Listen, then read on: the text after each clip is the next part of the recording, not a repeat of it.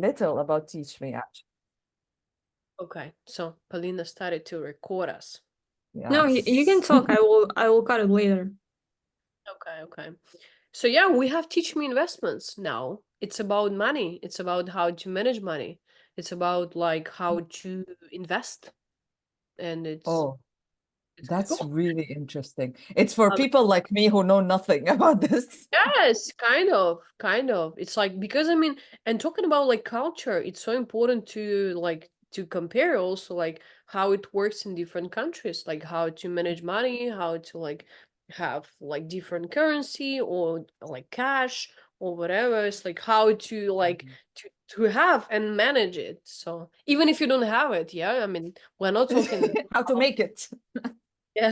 yes, how to make it, yeah, because also about like trading and yeah. So and we have it. We have clients already. I mean, because That's this is new. Like it just started.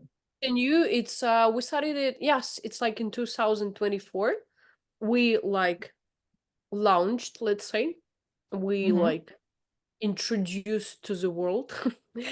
So yeah, I mean, we have a course. So it's the same idea. Like we have courses. So it's about course. We have kind of like individual trainings, individual Wow. like classes, lessons about it. I mean, that's hi. So we have a like someone is joining already. Okay, Yes. actually it's 8 p.m. already. I mean, Yep. when I talk Sharp to you, 8. it goes like, oh my God, this is like 30 seconds and it's like 5 hours. Um, okay, so I think we should wait a little bit more for people coming, right? Okay, I think with like 2-3 minutes we will wait. It's good that it's recording and then like people who can't join right now, so they can watch it online on YouTube. So it's great. Okay, so let's wait a bit, just like 2 minutes, and I will come back to you. Okay. Okay, Just okay. Perfect. Take your time.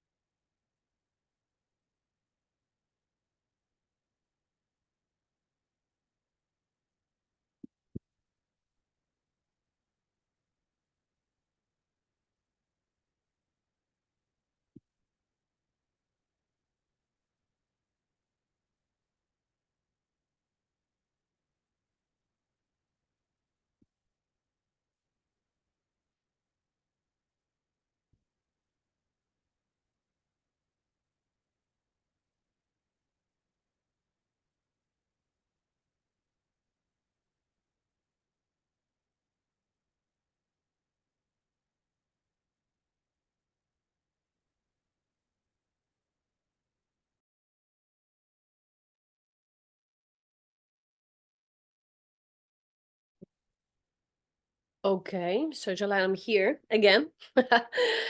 So I think when we start, it's like 8 and 3, and anyway, it will be recorded and everyone can watch it on YouTube. So it's great. So first of all, I would love to introduce myself. I'm Anna. I will be with you, and this is Jielan. So she will be with you as well. So I will tell more about her. I would love to say thank you for joining in this evening. And one more time, this webinar will be recorded and you may watch it on YouTube. So just in case you need to do something else. So we will be here with you entertaining you. Okay, today actually, so we have a super like amazing something unique topic because I mean before like last webinar was about how to sell, how to work with clients, and today is like 100% like different, like opposite. So today we're talking about like country Saudi Arabia, and Jielan is the best who can tell like about this country, about culture. So I would love you guys who are here to work with us, like to talk a little bit. Like you can write your questions in chat, so we will look at it and we'll try to answer it. So first of all, yeah, let me also tell that Jielan is our best star teacher of network class. Network class is our group classes. So different like sections, different classes we have. So in Jielan, she's a teacher of moral dilemmas. Would you like to say something about like your class, Jielan, like for who it is, like who can join like your classes? Well, anyone with basic enthusiasm for discussion and, of course, a decent level of English and willing to improve their English and interest in discussing all different questions, mainly moral questions from both sides, being okay to be non-judgmental and just try and think about the same thing from different points of view. And I think that's the main point of it. Just challenge yourself a little bit. It's called debates, but it's not really debates. It's just a little bit of discussions slightly out of your comfort zone. So just try and challenge yourself, you guys, and join us. But why do you like it? Why you decided like to teach this class, not like grammar or like vocabulary? Like why? Because grammar or vocabulary is something you could get everywhere. Just any YouTube video could give you grammar or vocabulary, but then something that pushes you to think. And therefore, after every class, it's not only my students who are learning something, but me as well. I see the exact same thing from different perspectives, 5, 6, 7 different perspectives. So it does add to me. So I don't feel like, oh, I'm just teaching the same lesson again and again. No, I'm learning something new every single class. So it's plus for both of us. So why not? Wow. Okay. Okay. So let's start then. Okay. So we have like, we're discussing the Saudi Arabia, right? Mhm. And first of all, actually, guys, I would love to ask like from which city are you? Like, because like I'm from St. Petersburg. Jielan, like, actually, she's right now in St. Petersburg, but she lives in Saudi Arabia, right? So could you please like write in the chat like from which city are you?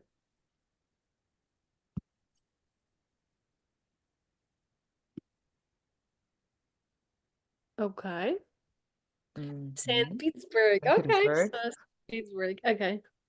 Yeah, because I mean it's nice to like to discover different cities and different countries as well. I mean, so Definitely. okay, St. Petersburg. Okay, probably like more like, oh wow, we have Kazan.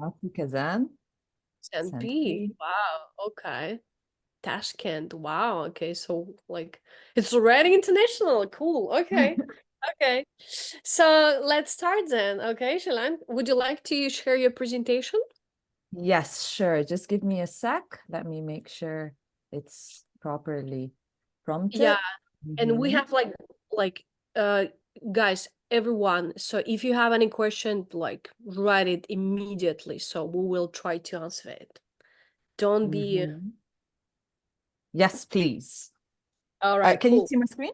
Yeah, yes. Okie dokie. Perfect. So basically, as Anna just said, it's going to be a bunch of different interesting facts about Saudi Arabia, a country you don't very often hear about in good news. You hear about, but not necessarily always good news. So how about we skip some stereotypes and try to learn a little bit more about this really interesting part of the world.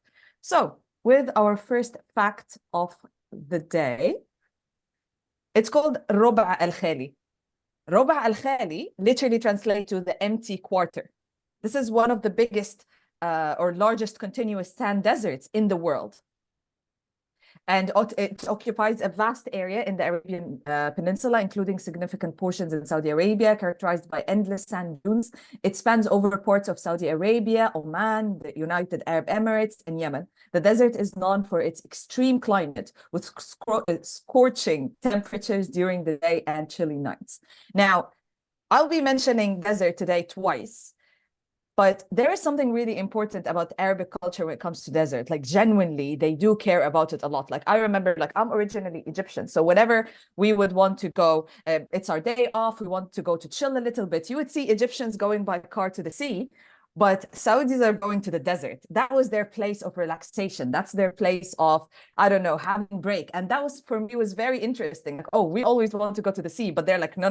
I would rather go to the desert with like really nice tents. And they would like dig really deep holes down in the ground to make oven and to make an oven and like cook their food.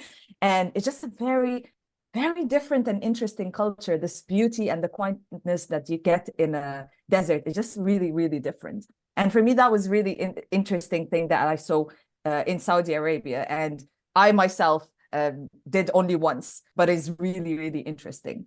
So this is basically what it looks like, a bunch of nothing, extreme nothingness, but it has its own beauty. It's unbelievable place to just like, people call it detox today, to just relax and just forget about everything and meditate, and they really love it. And that's how it looks on the map. It's really, really big.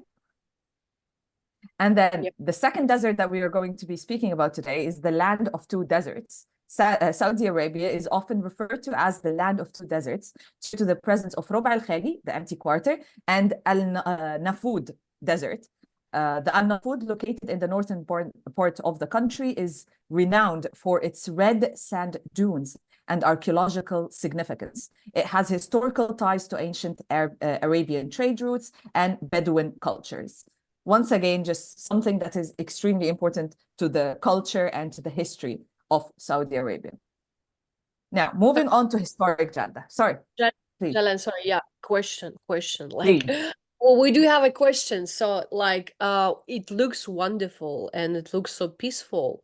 And yeah, what is the temperature like? Because I mean, when I look at it, it's like plus 100.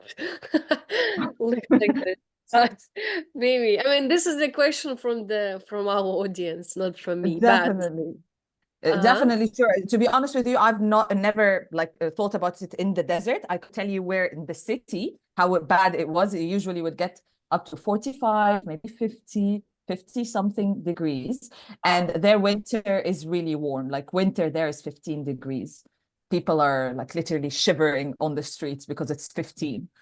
Or at times 20 is already winter for Saudi Arabia. But then usually the hot weather is 50 something, but that's on the really bad days, usually 40 something, 40 to 50s. Usually your car is too hot to the point, I remember we would not be able to sit. Like you have to just turn on the AC for a little bit for the car to cool down, for you guys to be able to touch the seats. Oh, wow. That's how hot it is. Okay, but talking about like bad days in St. Petersburg, because right now you're in St. Petersburg, and for you, you're like all your life, you're like plus 50 plus, okay, plus 50 you can survive. What about like minus something, like I don't know, 25 we had, right? So like, what is your like, how do you feel about it? I mean, I chose it. I was tired of how hot Saudi Arabia was. I was like, I wanted something different. I wanted the opposite. And I went to the extreme opposite, but it's okay. I really do enjoy the fact, and to be honest with you, you'll be shocked.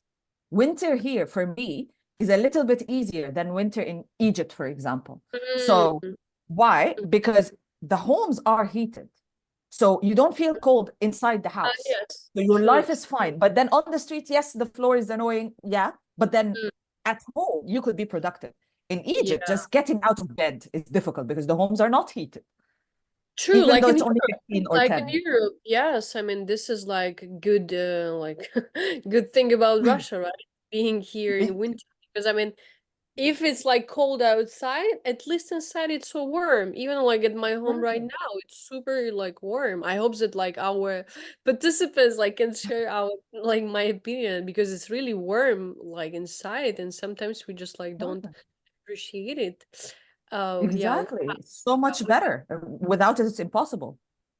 yeah, it's like we have a comment like from same in Uzbekistan. It's written like it's quite cold at home. So yeah, I mean, so cool. Like Yeah. 1 point goes to Russia. Okay, good. Definitely. And I learned that the hard way. I remember when I went in 4th year during COVID back to Egypt, I was like, you guys are just so weak. I live in Russia. I could deal with the winter. And then the winter comes and I'm shivering and I'm sick all the time because I forgot that we have heatings at home and they didn't. So I learned it the hard way. All right. Okay. Wow, it's interesting. I mean, cool. Thank you. You're welcome. So moving on to historic Jeddah. Definitely, I don't know if you guys have heard about Jeddah. So the capital of Saudi Arabia is Riyadh. But then what they call the Las Vegas of Saudi Arabia is Jeddah, because it's like the most multicultural city. Like most of the international people live there, and it has most of like different tourist areas, and it has a sea as well. It's like extremely beautiful multicultural city. And it always has been like that. It's always more of a tourist attraction than Riyadh. So Jeddah is very well known. And one of the best things about it is historic Jeddah. And you guys right now will see the pictures. Historic Jeddah is also known as Al-Balad. Al-Balad literally translates to the country. Is a UNESCO World Heritage Site and a treasure trove of Saudi Arabia's cultural history, characterized by its traditional choral houses and intricate wooden facades. Al-Balad reflects the architectural style of the old Arabian Peninsula. The area was a significant trading port, witnessing the convergence of cultures and goods along the Red Sea. That is what it looks like. It literally looks as if it came out of a movie. That's how beautiful it is. And usually the lanes are extremely narrow, like really, really tiny. And then you will find people there like selling juice and stuff like that. It feels like part from the world that just didn't age. It just was like this and is staying like this. So it's just an extremely beautiful place. And usually you'll find kids there like running around and like having fun and stuff like that. So I really, really love this area. Wow. Yes. It It's a very, like very beautiful place. Sure. It is. So yeah, and the colors and stuff, it's a very interesting place, definitely. Moving on to the coral reefs. So the coral reefs, Saudi Arabia is the home to the breathtaking coral reefs that line its Red Sea coastline. These reefs are part of the globally significant Red Sea coral ecosystem, characterized by vibrant marine life and intricate coral formations. The Farah sandbanks, located southwest of Jeddah, are particularly renowned for their diverse coral ecosystem. Look at this. Like just exactly. And to be honest with you, like I've never been there and I didn't know that this existed myself. I'm just too used, despite living in Saudi Arabia, too used to thinking like, oh, it's desert mostly. Even though like I used to go to the sea there as well, but I didn't know it has such beautiful places until after I left, because people asked me a lot about Saudi Arabia. So I started to Google what's cool about Saudi Arabia. And I found that like, oh my God, they have this. And I didn't know about it. It's such a beautiful, beautiful place. Hopefully my next trip will definitely, I'll figure a way out if I could actually go there. That would be incredible. Moving on, the Saudi cuisine now to my favorite part. Cuisine. Okay, so here we are like actually like let's ask like you guys. I mean, it's written already something, but what about you guys? Like, do you know something about Saudi Arabian cuisine? Like anything? What if you ask me, I will say something like, is it like close to Indian cuisine, or it will be like a shame to say like this? No. Like I see how you could draw, because it could look similar. Like some of the dishes could look similar, but definitely taste totally different. So the spices we use in the Middle East, not only the spices, but the mixture of spices are very different from the way Indians mix their spices. So it's a little bit different, but I see how you could confuse it because both cuisines have a lot of spices in them. But very different tastes. Like from one spoon, I could tell if it's Indian or Arabic. But then I also understand if I'm just looking, I could a little bit get confused with some dishes, of course, not all of them.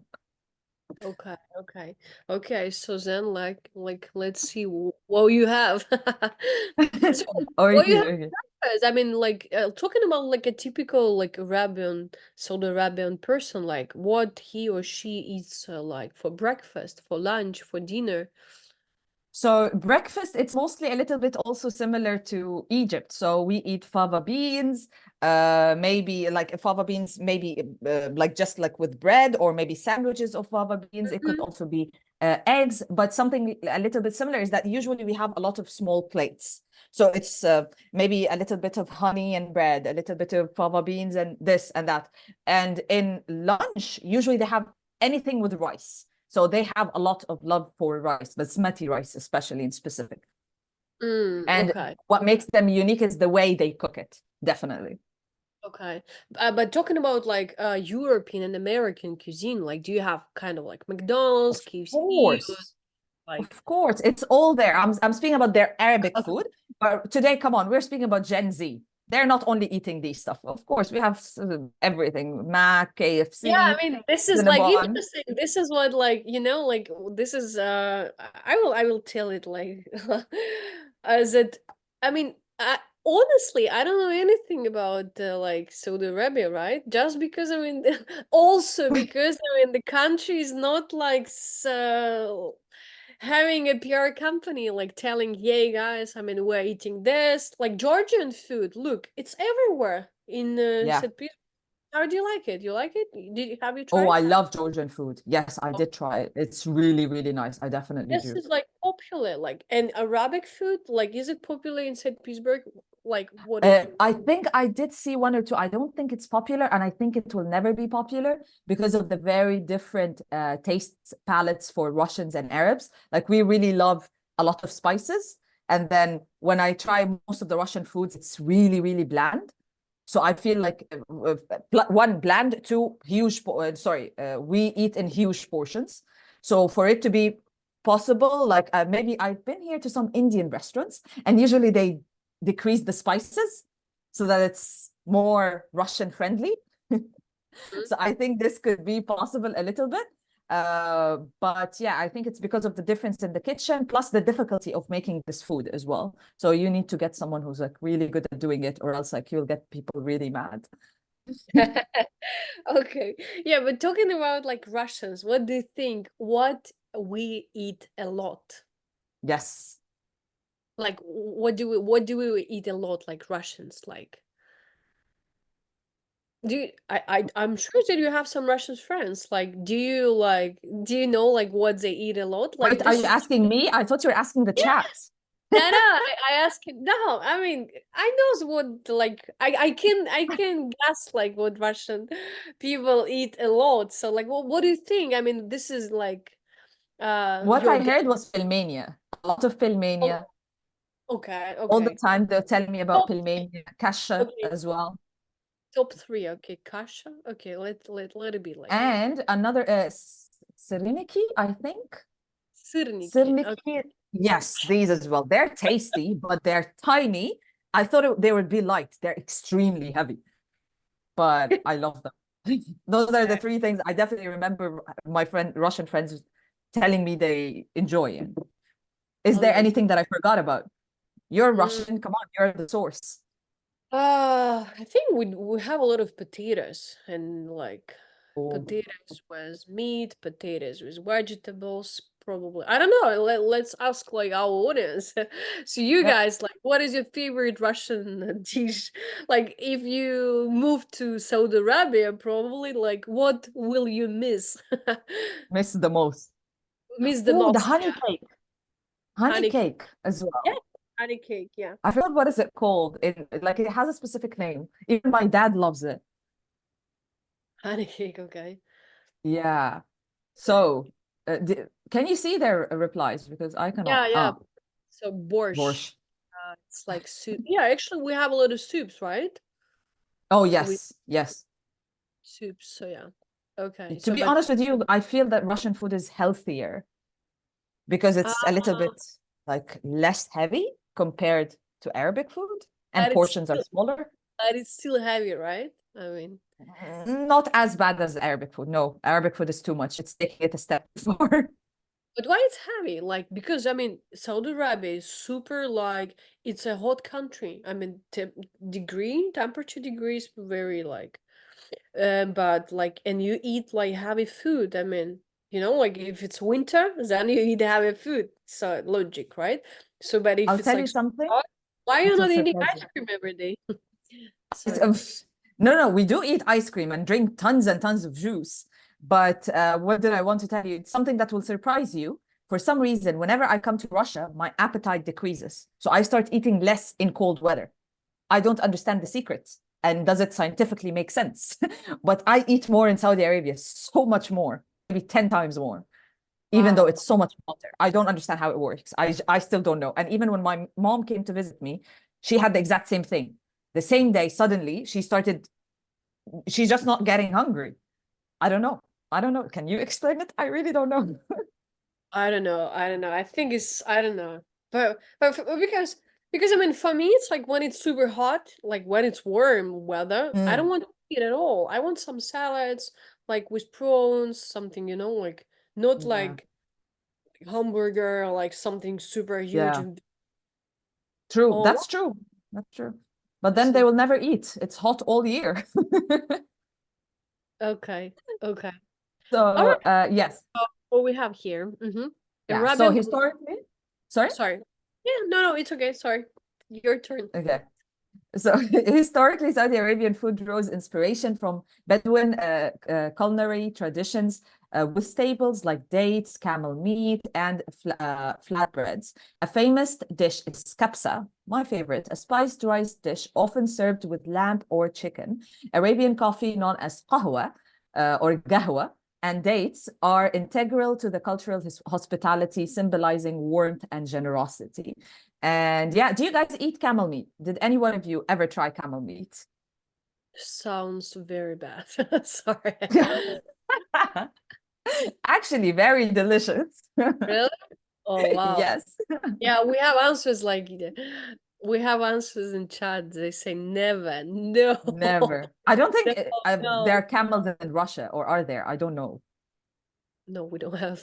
No, Maybe in exactly. the zoo. Maybe in the zoo, but no. So yeah, I never Never. tried it. They would actually drink camel milk as well. Wow. Yeah, it's really interesting. So usually that's what these dishes look like. This is kapsa and this is mendi. And usually the difference is just slightly in the types of spices used and the way the meat is cooked.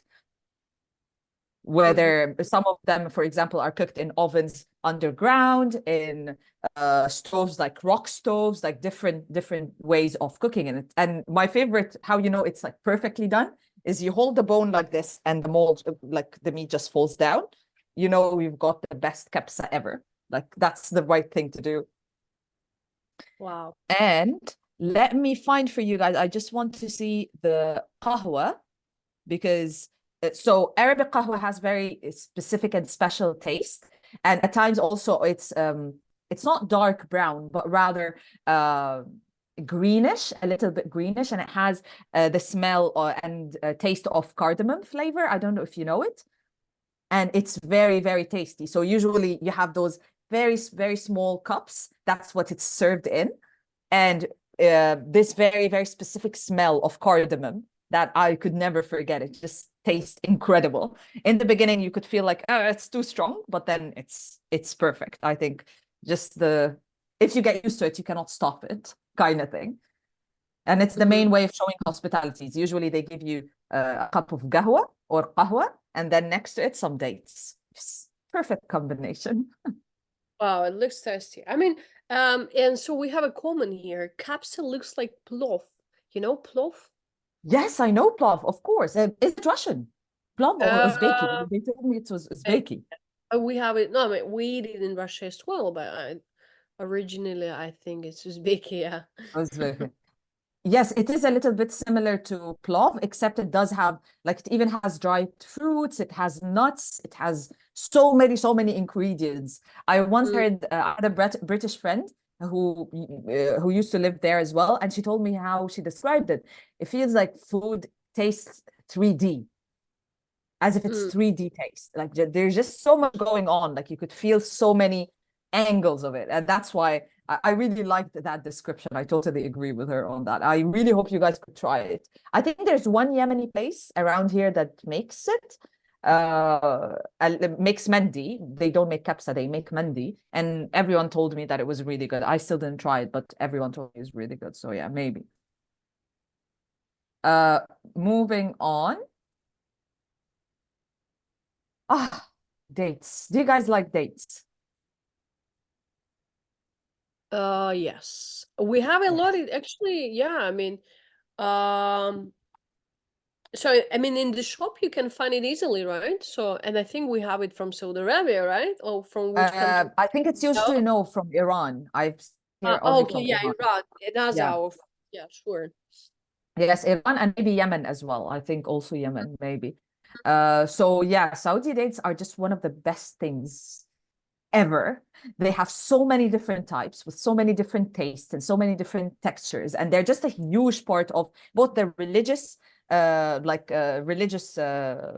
habits, and as well as the cultural habits of like just generosity and hospitality, but also part of the religious significance. So Saudi Arabia is renowned for its exquisite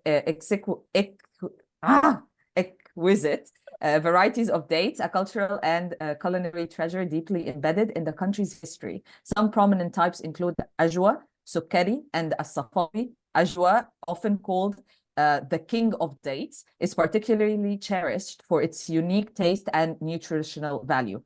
I disagree. I believe sukkari should be the king because sukkari is just the best. Whenever I come to Russia, I usually get dates with me because they are just a staple of my everyday routine. And sukkari is just incredible. And usually, especially during Ramadan, I mean, they have dates all the time, but especially during Ramadan, all of the mega markets, they just turn into huge places for dates. Like there's a huge section only for different types of dates, different types, different tastes, just incredible. But if you ever get to try dates, it's going to be sukkari. Please try sukkari. It's usually like sukkari means the sweet, by the way. Okay, but it's sugary. It's literally floating in its own honey. It's just, oh my God, it's incredible. It's like diabetes waiting to happen. Actually, I mean, I didn't know that there are so many different like types. It's like sukkari, mammal. Yeah. Yeah, a lot. I thought just one. No. Because there they have like really a ton. Plus also if you want like fancy dates, you could get them dipped in chocolate, dried up in fruits and all of these things. But no, I'm old school. I want just my sukkari dates. I don't want chocolate in them. Yeah, I mean, okay. It's like too fancy. Fancy. Too fancy. Yes, definitely. So yeah, remember that whenever you go there, hopefully someday soon. So the ancient trade routes. So we already mentioned how it's desert. It's mostly desert. So in the past, before what we have today, the main source of income for the Arabs was business. So they were all mainly businessmen. That was the main job. And they would travel throughout the world to sell stuff and buy stuff. And they were all just doing merchandise their whole lives. So the ancient trade routes were intricate networks that connected civilizations, facilitating the exchange of goods, ideas, and cultures. Notable routes include the Silk Road, connecting East and West, and the Essence Route in the Arabian Peninsula. These routes played a pivotal role in shaping global history, fostering economic growth, and fostering cultural exchange. The Essence Route traversing Saudi Arabia was crucial for transporting valuable incense, spices, and other commodities. It reflects the kingdom's historical significance in facilitating international trade, contributing to its rich cultural tapestry. So it was just one of the most important things, the only source of income, plus most of the things didn't grow within Saudi Arabia. So they did actually need a lot of things from outside as well. Moving, But huh? sorry, yeah, question, of course. Please, please. What is the nearest countries to Saudi Arabia? Like, I mean, Egypt is close right next to it. Also, I think there's Yemen, like on the borders. You mean the borders or like what? yeah, borders, yeah, borders. Yes, I think there is also Yemen. I don't remember all of the countries. Let's look here. No, it's okay. I mean, it's yeah. Oh, yeah, maybe. So it's right here. Yes, Saudi Arabia. You have right next to it here Egypt as well. So there is a bunch, but also they wouldn't only go to these countries. They would go all the way to Asia. They would go like all around. Actually, very interesting fact. Do you know do you know what is the biggest Muslim country in the world? Like with the biggest number of Muslims? No. It's Indonesia. Indonesia? Yes, This Indonesia is exactly. Exactly. I think only 22% of Muslims are Arabs. The vast majority are Asians. The biggest Muslim country is Indonesia, and it was never opened by the Muslims. I mean, never part of the Muslim Caliphate. But the reason why they converted was because of trade, because a lot of Muslim like traders would go pass from different countries and get to them, and that's how they converted. Also, a lot of places in China, the Muslims in China. China was never part of any like Muslim peninsula.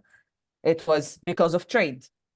Same thing with India as well. They have, I think, the largest number of Muslims is in India because of trade. So trade played a huge and very significant part in like the whole history of Islam and Arabs. Okay.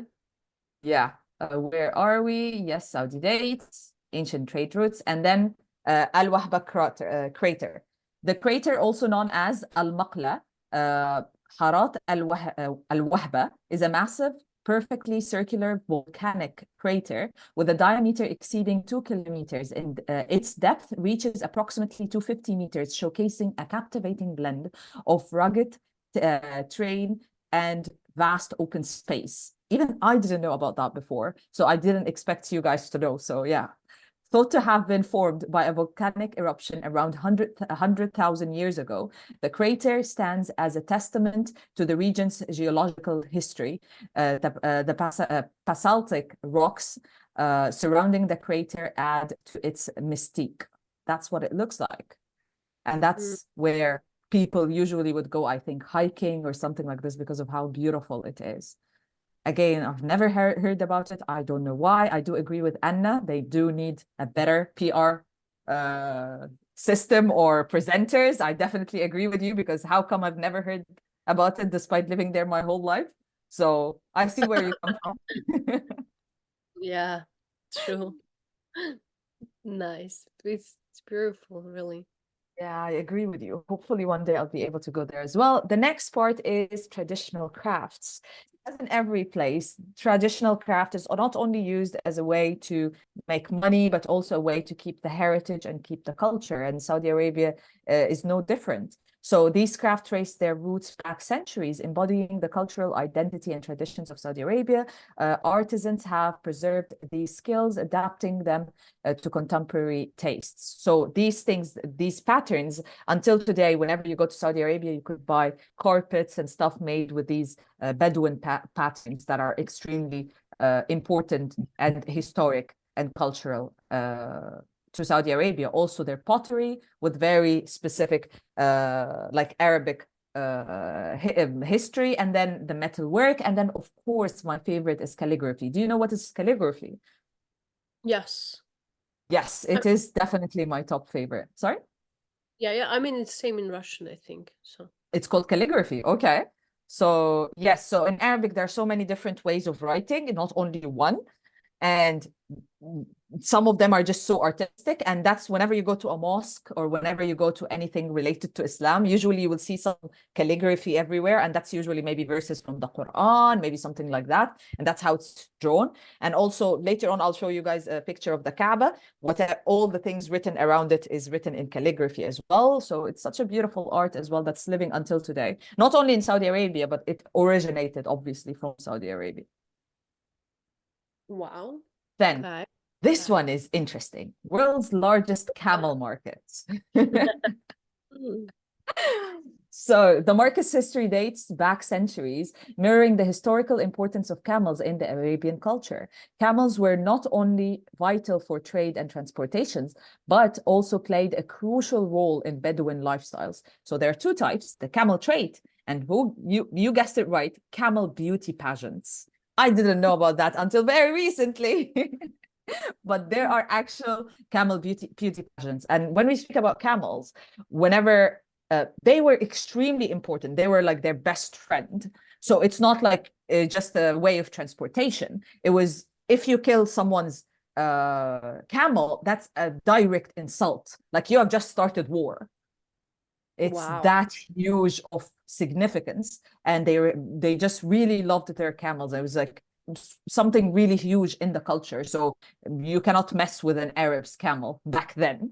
Of course, and until today, of course, it stays as a significant part of the culture and the history, and it's just really beautiful. I remember whenever we are traveling from city to city in Saudi Arabia, especially when you're crossing through the desert, the problem is that there could be camels walking around, and the camel bone is extremely strong.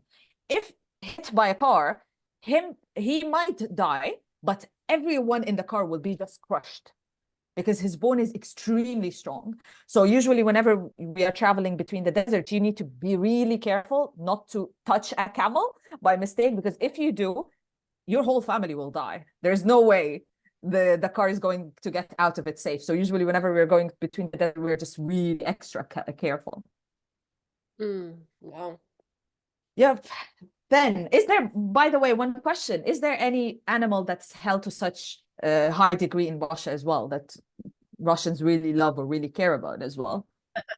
So let's ask first the audience, because I may ask first. Yes, please. You guys, what do you think? Like, do we have any camel, something like No, not necessarily, yeah, camel-like. camel-like, yeah. I'm not sure. What about bears? You guys don't care about your bears? I think cat is the most important. Cat or dog. Cat. Okay, so like in ancient Egypt. Kind of, yeah, I think so. Okay. But Cows in, in Uzbekistan. yeah. I think it's always like you cherish the animal that could serve you the most. I think so. I think so. That's why a cow, and there was a camel. So yeah, makes sense. So moving on, is there, oh, there's another answer, and the lamp as well. Yeah, of course.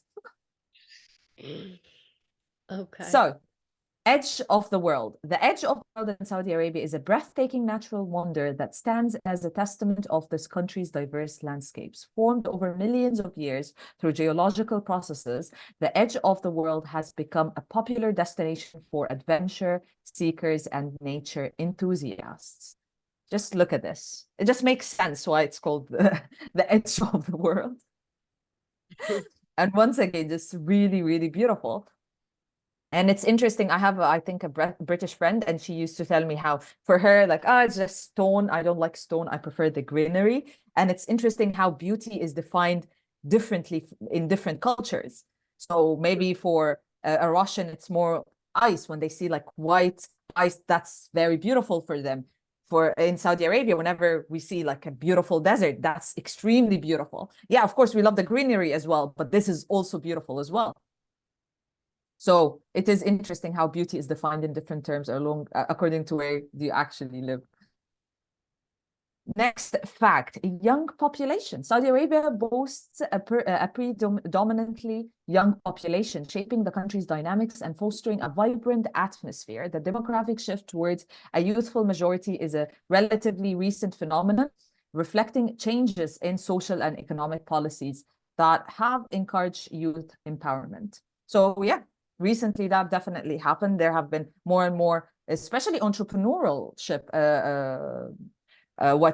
chances for the youth as well, to try and push them more to be part of like the economic movement for the 2030 vision. So that's definitely something that I'm very happy to see in a country I called my second home.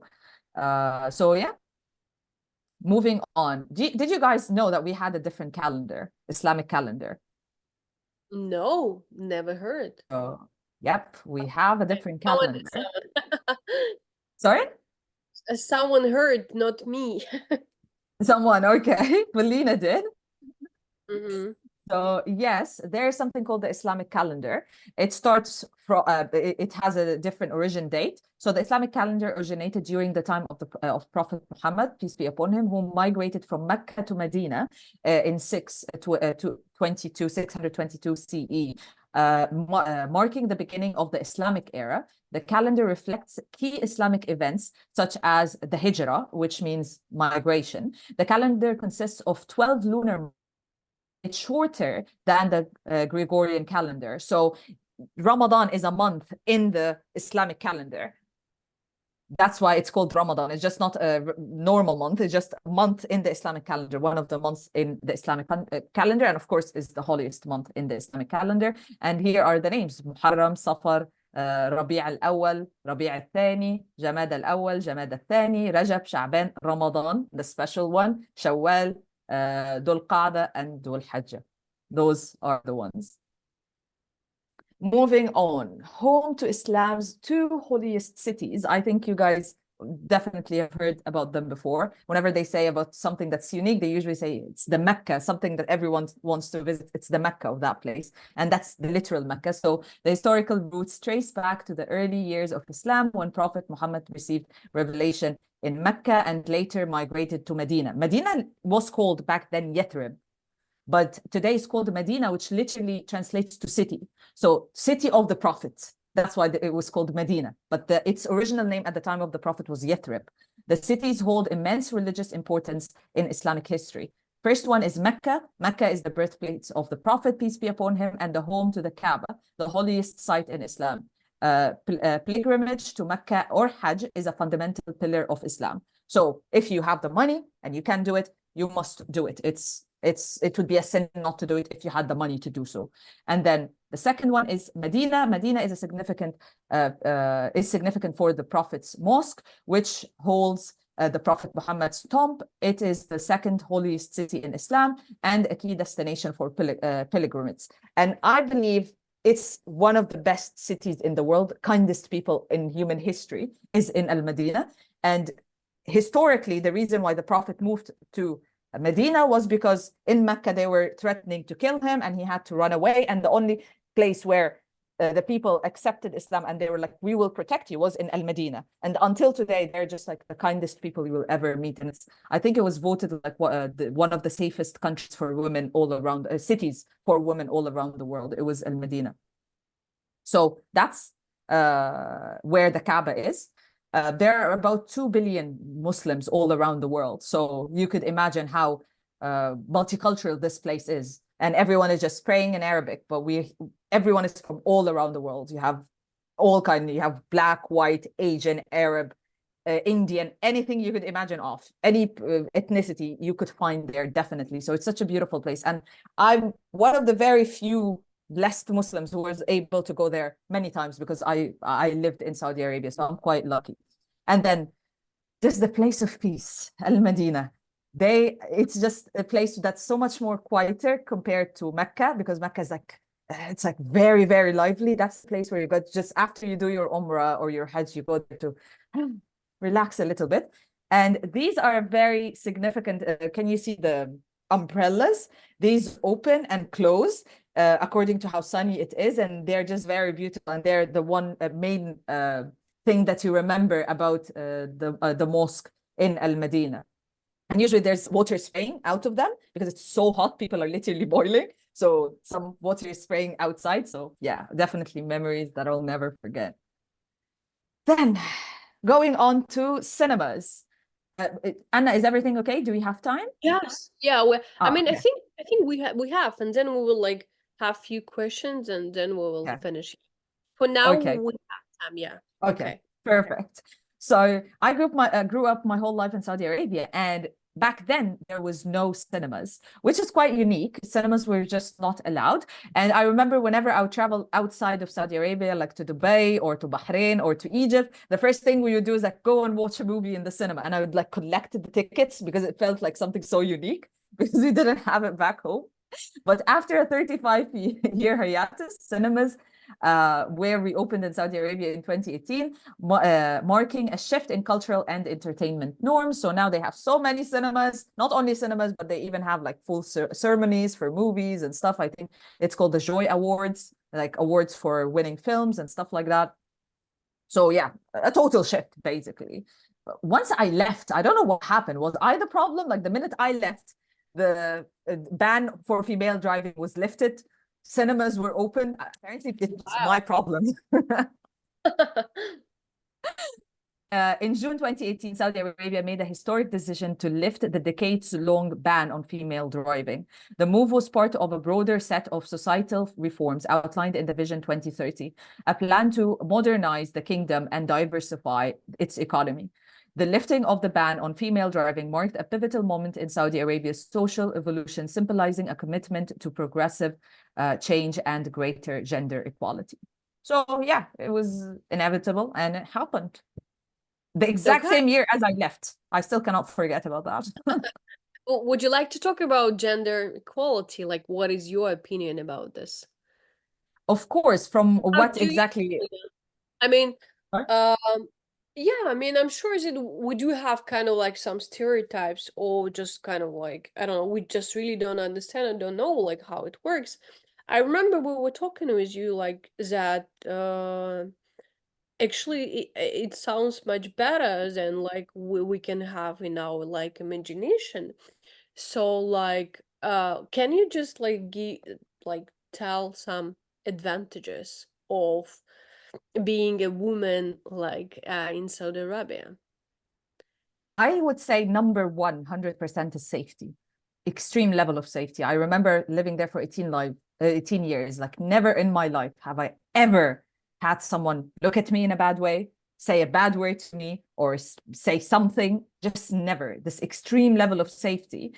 I definitely love that. The fact that, of course, I feel safe here as well, but just there, it's just next level. Like everywhere you go, even in a mall, there's security everywhere.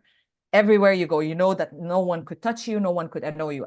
Plus, also, for example, whenever we would go to a bank or you want to buy something from somewhere and there's a queue, so usually there was a queue, there would be a queue for women and a queue for men, so that, for example, a man wouldn't touch you or wouldn't get too close to you, so that you wouldn't feel discomfort. But if there was no queue for women for any reason, usually they will ask the men to step aside for the woman to finish her stuff first and then go. So this level of respect for women is just unbelievable. I also remember whenever, let's say, for example, you're going somewhere and then you need to stop to let your wife or your kids go out of the car. No one ever honks the horn if they see women coming out of the car, out of respect for the women. So the level of respect for the women in the Saudi community is really huge. Of course, not only women, mothers as well. Like mothers, even more, like next level kind of respect. Like just this kind of thing of like calling every old woman like you're like my mom, the extreme respect. You don't even look in the eye, you don't say bad words, you don't do these kind of stuff. So I have to say this is something that people usually don't say. Plus I see also how it could be misunderstood. So for example, if you're in a lift or like in an elevator and they see women in there, a man would not come inside because the woman might not feel comfortable in a small box with a man she doesn't know. So that's out of respect. That's how we see it. But then I was once with one of my international friends and she's like, that's so rude. Like, what does he mean? He doesn't want to be with me in the same. I'm like, he's trying to respect you, to give you your space. So that's where there's these cultural differences. Also the idea that men and women don't shake hands. It's out also of respect. Like if the woman wants to shake hand, then she has to give her hand first. If she doesn't want, that's her body. I'm not supposed to expect her to touch me. What if she doesn't want to? So this huge level of like giving women as much boundaries as they would like to put. And it's up to the woman. You want to remove a boundary, you can remove it. But then it's there. That's what's expected to be there. And it's quite unfortunate how that would be misrepresented in the media. Like, oh, they're oppressed, their men don't want to get with them in the elevator, or like they're forced to cover up and stuff. I mean, maybe some people are. I'm not saying it's never. Maybe some women are wearing it just for cultural purposes, but the vast majority are not. And the biggest evidence is that we are here, we are living in Russia. If I want to remove it, if anyone wants to remove the scarf, they could do it tomorrow. No one could do anything to us, but it's out of choice. And I think it's at times, especially when portrayed by the Western media, extremely disrespectful to be like, oh, we think you're oppressed and we think you're brainwashed. No, I'm an adult. I could choose whatever I want to do. And I would like you to respect that. And I wish there was just more voices that would explain it in a better way rather than be like, oh, those are just like backward women that are controlled by their men and scared by them. Like, come on. There is the most protective men in history are Arab men. So it's really hard. I think it's impossible to control you, Jielan. It's like really, it's like really impossible. I think that my parents agree. Yeah, it's like it's really impossible to tell you what to do in your life. It's like, no, you will tell what to do to everyone. I mean, this is really interesting. Yeah. Exactly. But then if you see only my photo, they'll be like, this poor oppressed woman. Oh. It's so sad. Yes. Yeah. Yeah. I mean, but is it like same like in all like, I mean, obviously not, right? I mean, you're talking about like Saudi Arabia, but I mean talking about like different Arabic countries. I mean, it can be different, right? Of course, it's different related to the culture, related to economy as well. You need to remember the economy, because if there is bad economy, there's also going to be maybe more crimes and less safety and so on and so forth. Saudi Arabia is a relatively rich country, so of course, they are able to keep this high level of safety. Plus, I don't know if you know about that. So there are also some communities of expats. So, for example, compounds where people from outside, like the US and stuff like that, who worked in like the oil and stuff like that, they would live there, and inside they would wear whatever they want. And they had their own cinemas, even before the lift on cinema ban, because they were just expats. Like, we understand that they have different ideas, different stuff. So you can do whatever you want. Just the rest of the community is a little bit different. So, yeah. It's so many things that just no one ever says. Like, no one ever says that it's safe. No one's ever says how women are being also respected. They are just like, oh, oppressed, whatever. Yeah, so, yeah. I mean, yes. Yeah. I mean, Yeah. again, our company, remember? So we need to know more about, like, we need to hear more voices, like how is it like works there, and how people happy. That's beautiful. That's a very beautiful way to build bridges and for people to feel heard. Instead of telling my story, how about you ask me about my story? So that is something that we definitely appreciate a lot and feel very respected for. Like, thank you so much for giving us a chance to speak out. Yeah. But yeah, sorry again. But talking please. like you being in Russia and like Yes. we in Russia, yeah, we have different cultures, we have different nationalities, but like did you like have any awkward situations like where you were like, I don't know, like, when someone behaved like in a bad way or in a crazy way with you? No, I would say like just the weirdest thing that happened, for example, in the beginning when I came, maybe people taking pictures of me in the metro, and I would laugh and I'll take a picture of them taking a picture of me. But other than that, it's mostly questions, and I respect that. Like, anyone, no matter how bad the question is or how weird, or I would never get offended by a question. If anything, I respect people who ask. Like, I got asked stuff like, are you forced to get married? Can you choose your husband? Did your dad beat you? Why are you still wearing that? Your dad is not here. Stuff like that. I was asked these questions, and I'm more than happy to answer, but just ask. I don't mind. Ask anything. Ask me if we have bombs back home. I don't mind, but just ask and I'll explain. Always you, right, Jielan? I think most of the people, if you ask in a respectful way, that I'm actually trying to get to know your culture, people are more than happy to say. But if you're screaming at someone or like, hey, you oppressed, remove what's on your head, of course I'll not answer in a friendly way and I'll take it as an insult. But honestly, I've been to so many public speaking clubs, like debates and stuff like that. So I got in touch with so many Russian people, and I've seen nothing but respect. And even with weird questions, they would like ask it like after thinking for 10 hours. Ask, should we not ask? So I generally didn't have any bad experience, like a rude experience. It's mostly like, I would like to know, like, you look weird, you look different. I would like to know more. And I respect that. I definitely respect that. Please ask as much as you want. Like our audience, would you like to ask any awkward, weird Or all question? more Feel than free, welcome. because Jielan is like the most like open representative of Arabic cultures.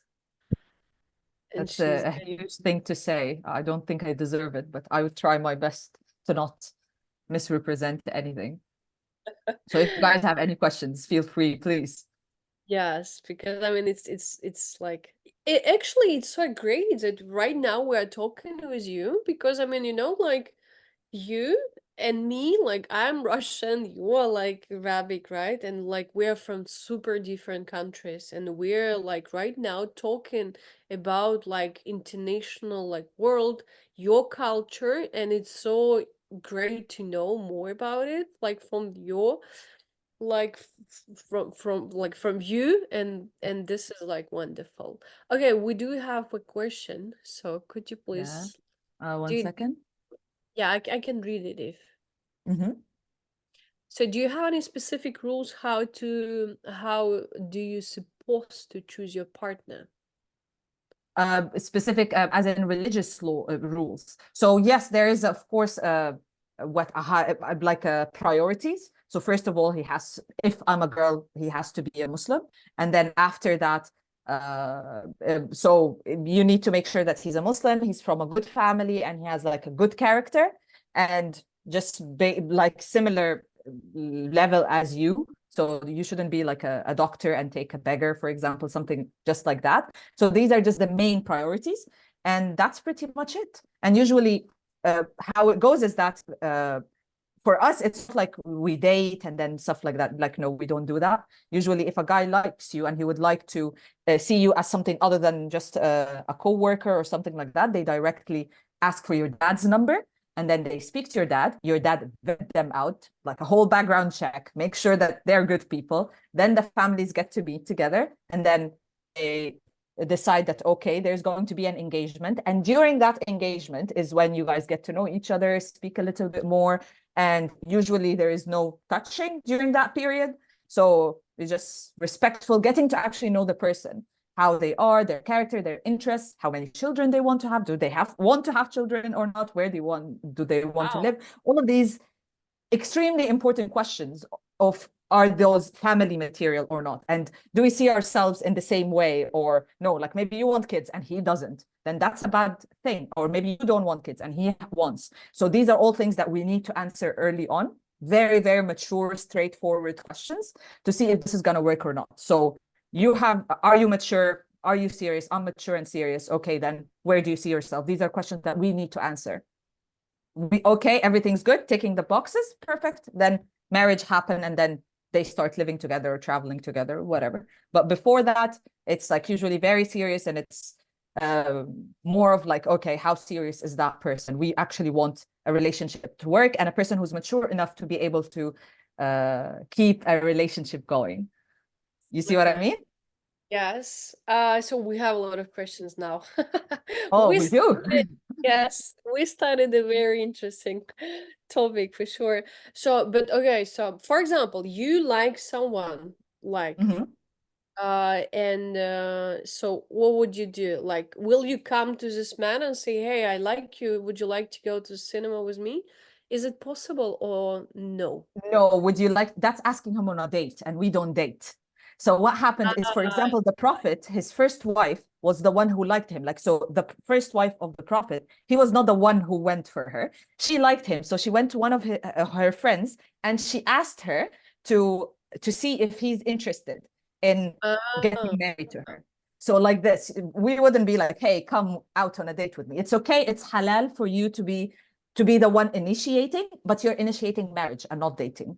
So we're very serious about that. It's not like you just want to have some fun. It's like if you're initiating something, it's dating. Usually it might be through your parents. Maybe your dad will be the one to speak to him or to his parents.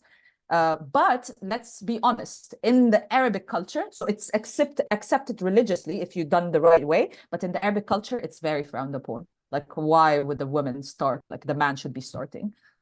So your parents would be like, are you crazy? You're the one initiating. Like, why? Do you lack a leg or a hand? He should be the one initiating. So culturally Okay. accepted. So you're not dating. You just Mhm. like you marry the person like next day, let's say. No, Like, no, no, not next next week. day. Next. Of course not. If someone, they could be a coworker that you have been working with for such a long time, maybe a year or 2 years or something else. Remember, I'm telling you how it is religiously correctly done. Some people just do it culturally. Some people even date. Some people, the exact same way how some Muslims drink. I'm just telling you how it should be done perfectly. So what happens that someone who knows you, if they want to start addressing you in a different manner, like, I actually like you, then you'll be like, okay, thank you for liking me. Get in touch with my dad. Oh, And then wow. your dad. This is a wizard Exactly. card. Nice. Exactly. So that's how we tell the difference between a serious guy and a guy who's here to play. A serious guy would be like, I would like to speak to your dad. A guy who wants to have some fun, try around and see, then he speaks to you. So But for us, it's a strong it's flag, right? impossible to have some fun, right? It's what? It's impossible to just have some fun with a person. If you are religious, then yes. If you care about it not being a sin, then of course. But if you don't care and you're not religious and you don't mind, then yeah, of course you can do whatever you want. And it's possible in It's Saudi Arabia. even in Saudi Arabia, of course, there are some families that are not very religious, some families that are very religious. So it's all according to how religious your family is. Like, there's no police on the street to ask you to show your marriage certificate with a guy. It will be nice. No, there's no such thing. It's according to, you are the one that hold your own standards. So if you want to do that, you can, if you don't care about the religious repercussions. Okay. So then you live together, like you marry, then you live like 3, 4, 5 months, and you understand that you don't like the person. What would you do? What are you going to like? 100%. So there are steps. So first of all, you ask for someone from your family and someone from his family to come in and to try and solve the problem. Still no hope, 100% no hope. It couldn't be fixed. Then what happens is that if the man is the one who wants to get the divorce, he could divorce you. If the woman is the one who wants to get divorced, she could go to the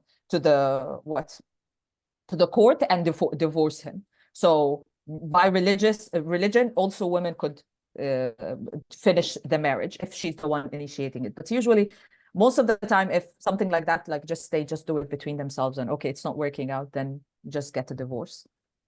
Is it popular or no nowadays to divorce? Unfortunately, the numbers are increasing. They're not increasing as badly as in the West, but they are definitely increasing. I think this is a huge part of like bad planning of like, let's just get married. It's romantic. It's fun. We like each other without having the proper getting to know each other. Where do you want to go? How do you see yourself in the beginning? Unfortunately, like, these are very important, mature questions that you need to answer for yourself and they need to answer for themselves. But rather, how people see it is the Hollywood cute thing, like, oh, we fell in love from the first sight and that's pretty much it. And I think that this is something that's happening in the West and is reflecting on us as well in the East, quite unfortunately. Okay. Yeah. And it's possible to have many wives, right? 4 wives, up to 4 wives. Okay. Yes, 4 wives, up to 4 wives. And there are rules to that. So you cannot have, the reason why this is there. So one, because for example, during wars and stuff like that, there were situations where there was less number of men than women. So in the past, they were living in the desert. If the women are not there, if the women didn't have male protectives, they will die. It's impossible to just live alone without a male guardian back then. So it was very important that whenever there are wars and stuff like that, and the number of men decreases, so men would marry more women with kids and stuff like that to be able to shelter them and feed them and like take care of them. Right now, of course, it could be at times abused. Some men just get married for the sake of getting married. But even then, I think that this is good for one reason. In the West, there's the idea of like, just marry one. But then you can have as many girlfriends as you want. You can play around as you want. But then that's disrespectful to the woman. There are no rights given to her by just sleeping around with her. But in Islam, okay, you want a woman, sure, no problem, but you have to give her full rights. Speak to her parents, get married, give her a wedding, give her a dowry. Legally, you are inclined. 100% responsibility. Right? So if you're going to be with a woman, 100% responsibility and respect for her rights, rather than just, oh, you have one, but then you could sleep with as many as you want. And that's the idea behind it. Plus, there is extreme need for extreme equality. So if he buys salt to the first wife, he has to buy salt in the second home as well. It's so this level of equality. Don't have a lot of wives. Exactly. If you cannot afford it, then don't. Yes. That's what it literally says. You will not be able, you must be extremely just, and you will not be able to be. So don't do it unless you have to. At times, that's the rule, but then does everyone follow it perfectly? No. True, true. Yeah, I mean, it looks like you have to everything legalize. Like you don't do it something like, you know, behind this don't you think, see, I'll just give you, you're a businesswoman, you work with business. If I'm going to tell you, you will put all of your money into this huge project, but you will take my word for it. I'll not give you a paper, I'll not give you anything, you just need to trust me. You'll tell me, get the hell out of here, stop nonsense.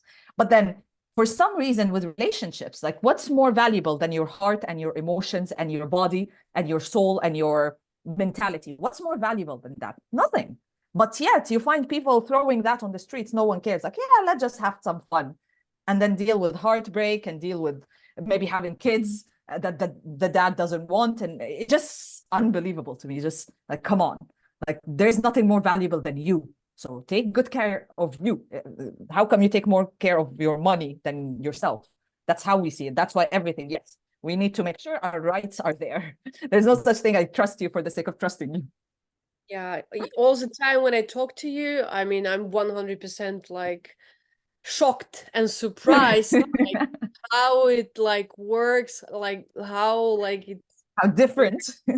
Yeah, and like this is like, you know, like then you understand that you're really right, and like and why it's not like this, right? And why it's not like that, because I mean I agree with you that it's the most important is like you and like and how people behave like in relationship. It's so bad. Exactly. And like different cultures and like they really do crazy things, and it's not like it's not only fine, it's like very bad. Exactly. And terrible. Exactly.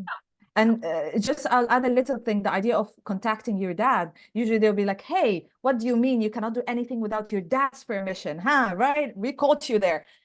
Come on. When men speak to men, men know each other. Your dad could tell the difference between a guy who's serious and a guy who's playing around. And he knows that you have men behind your back that would, if he plays around or does something wrong, will give him an ass whooping.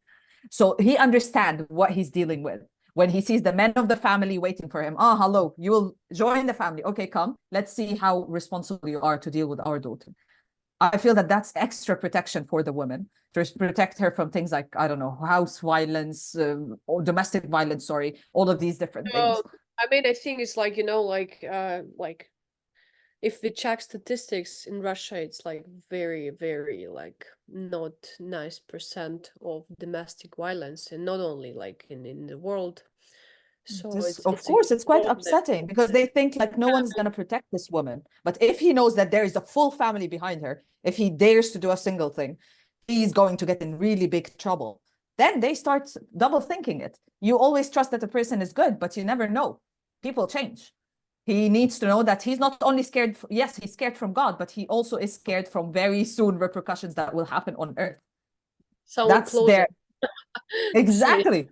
Exactly. That you're taking the most valuable thing in the family, their daughter. You better be careful. They raised her through a lot, and they protected her throughout her life, and they expect you to do nothing less. And that's very important. Yeah, we have more questions. So is it culturally judged if you're a divorced woman? Unfortunately, yes. It's quite unfortunate. And that's not in Saudi Arabia. I'm speaking generally in the Arabic world. And that's very, very sad. So actually, that's a very good question, how they said culturally judged. Because religiously, religion tells you it's okay to get divorced. Why will God judge you? And when he told you it's okay. But then people add this extra layer of useless judgment. And that's the problem. That's whenever I say, I don't follow culture, I follow religion. I believe what God said. I don't care. And that's why whenever a woman, like, if you get divorced, right now there is more awareness and they understand if a woman is getting divorced, doesn't mean she's bad or it's her mistake or any of that. And I think that this is very important. That's why I'm like, hey, teach people their correct religion. That's not what their religion is saying. That's what their culture is saying. And that's why we need to see a difference. I'll tell you actually another example. For example, they would say if a guy goes to clubs and party around, that's good. Like, he's getting to know the world. Well, if the girl does that, oh my God, she's such a ugh. Which is, no, in Islam, equally in front of God, it's an equal sin. Both of them will be punished equally. But then why is the culture punishing them in different ways? And that's from where the idea comes, like, oh, the world. It's not only in the Arabic world, it's in the world like this, right? It's really sad. Yes, it's really sad, except it's highlighted in the Arabic world. I agree with you. It is in the world, and it's really sad. It's really sad. But right now, I'm happy because I'm seeing more and more people who are getting to know better their religion, and they understand that, no, it's an equal sin for both. For example, my brother, I have a brother. My dad is equally strict with him as he was with us. There's no such thing like, oh, it's okay for him to do this while you guys know. Definitely not. If anything, stricter on him, because girls need to have easy life while boys need to be hard. So in front of God, we're 100% equal, regardless of our gender, race, whatever, age, whatever. Exactly. Yes. It's only your behavior that you're judged by. And that's literally what the Prophet said. The Prophet said that we are all, there is no, an Arab is not better than a non-Arab, and a non-Arab is not better by an Arab, except by one thing, and it's their, how to say, like, faith in God, or their like manners. That's not only by God. That's, you cannot know this about anyone. So this whole idea of be it sexism or racism, it just has nothing to do with Islam, and it's just culture. And it's very good thing that he or she was able to know the difference between religion and culture. That's really important. Anytime you hear a stereotype, please Google, is it in the religion? Is it in the Quran? Is it said by Prophet, or society, right? Is it culture?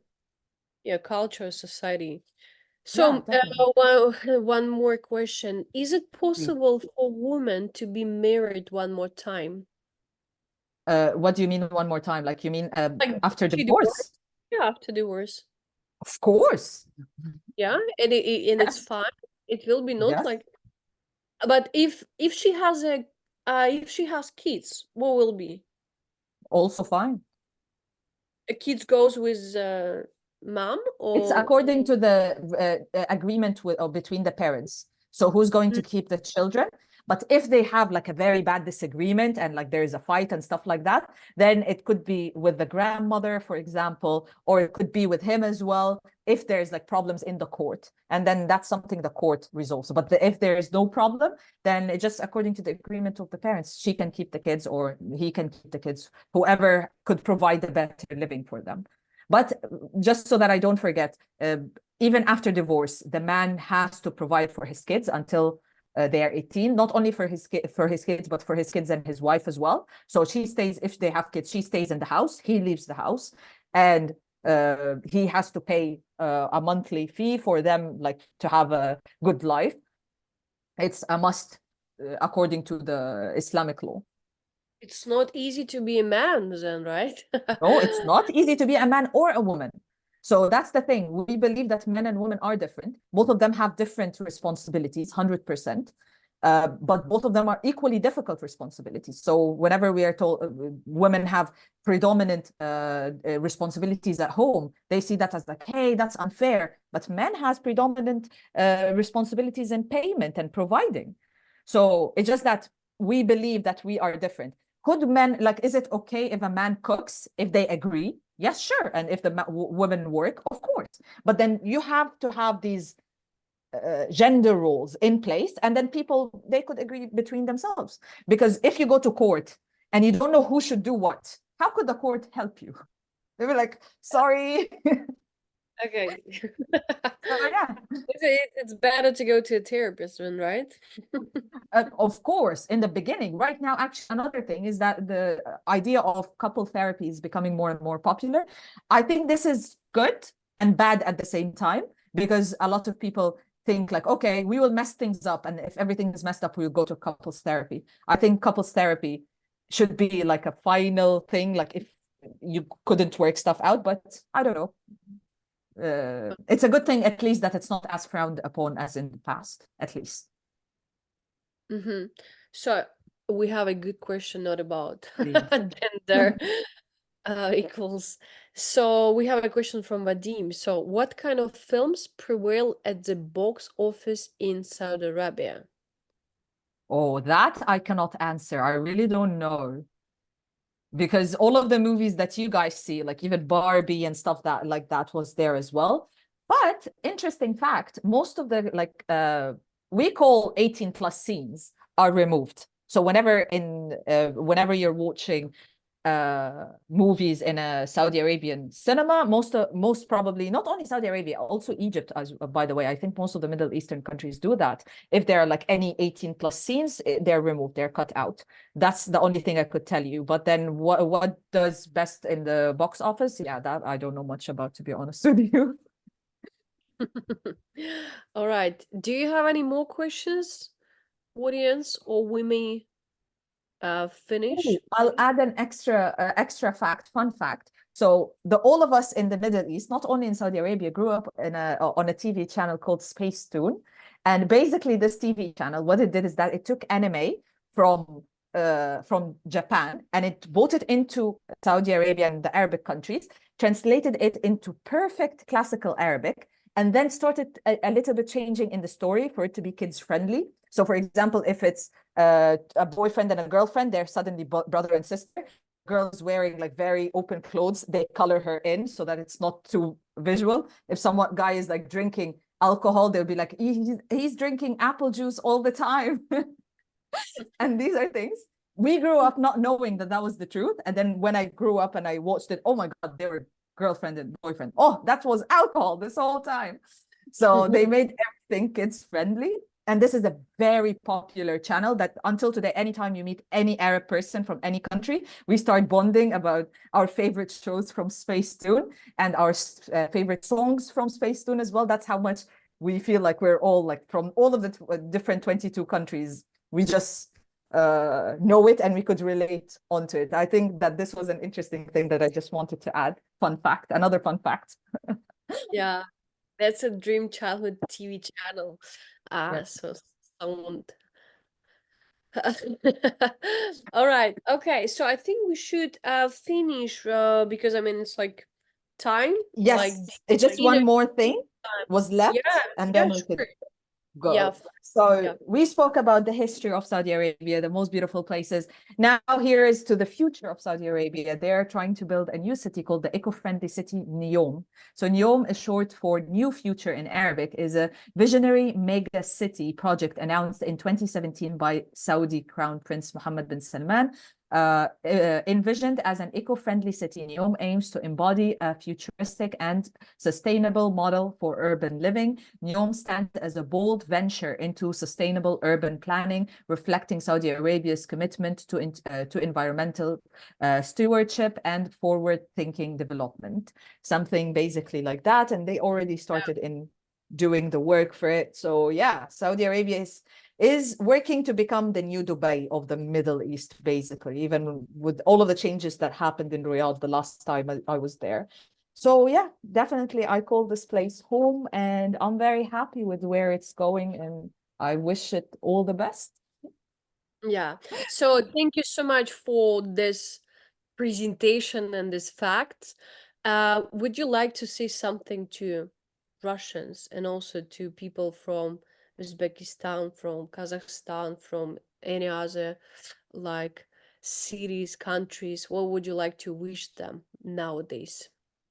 I would definitely wish for more of them to be a little like you and like all of the lovely people here, trying to facilitate to build more bridges, trying to ask questions instead of judgments. Anytime you feel like I already have an idea about something or someone, asking yourself, oh, from where did I get that?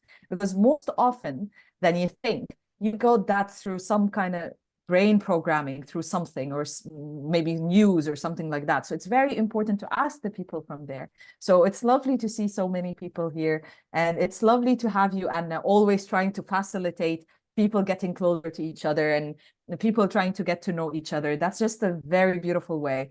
And I think this is a perfect way to build a future with less wars, hopefully. I know right now we're not doing our best, but then the hope is in a future where more people are willing to have conversations instead of wars. And I think that's the best way to begin with it. Discussions / debates as well. Why not? Yes, exactly. Yeah, thank you very much. I always enjoyed talking to you. So yeah, dinner time for everyone, I think. So thank you so much. Yeah, bye-bye. Thank you so much. See you guys. Bye-bye.